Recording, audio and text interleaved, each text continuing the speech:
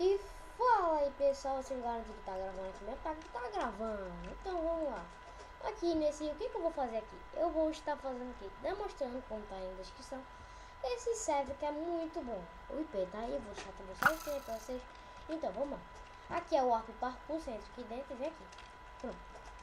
Então, vamos tirar do F5, vamos no Warp Mina. Warp Mina. Aí, 5 segundinhos, vamos lá. Ó, e lembrando, aqui é a mina tradicional, né? Tradicional, pessoal. A mina lápis azul. Ali também é pra gente. Aí você pega essas minerinhas aqui, ó.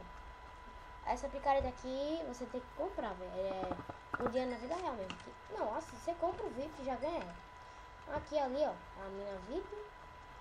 Cadê a mostra aí? A minha de esmeralda, aqui a minha disso aqui, de VIP também.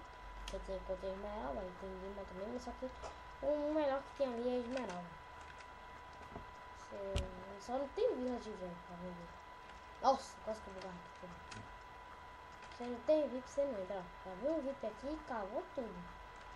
Escavou, aliás, né? Aqui, ó. Aqui eu acho que é normal. Essa aqui é a normal. Loja VIP, loja normal. Você entra nela, vê aqui tudo certinho, aqui tá tudo pronto. Acho que atravessando pra esse lado aqui direito vai ter a loja VIP. Ali eu não posso entrar nem a porta. Aí não tem como entrar não. Então, é isso. Aqui, o Warp Parkour, vocês viram ali como eu mostrei. Tem o Warp Plantnos também, velho. Aí você entra aí, você dá o Warp. Tá esse negócio aqui, ó. Da barra Warp. Não, se não dá Plotme All. E você pega seu plotme.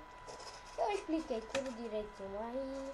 Quando você entrar, você vai entrar no espaço da barra register, tudinho aí. Ó, tem a mina PVP também. Você entra aí, olha ela, você vai gostar muito, cara. Tudo dia, mano. Vou mostrar ela só pra vocês dizer, ah, mas se você não mostrou, então não vou entrar nesse server não.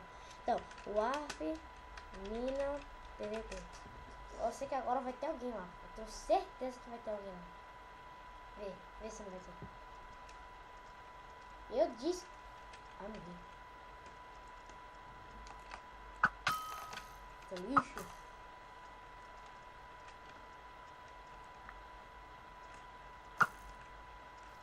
Vocês viram, meu arco é 15. Olha que caveira de isso aí. Então vamos lá. É isso que eu tinha pra mostrar pra vocês.